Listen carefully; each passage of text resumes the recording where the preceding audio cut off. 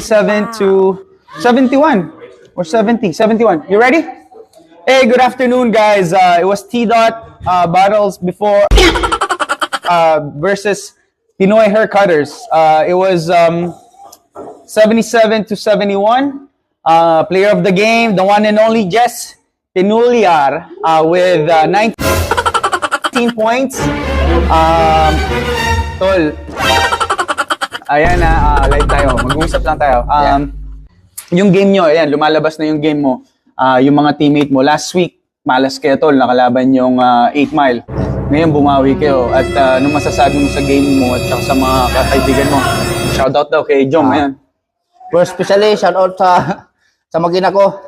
Nanonood sa live. Okay. I love you. Anong magagawa? Laging natutulala lang. Di lumalapit. Number 1 eh. Pero pag chicks to, Number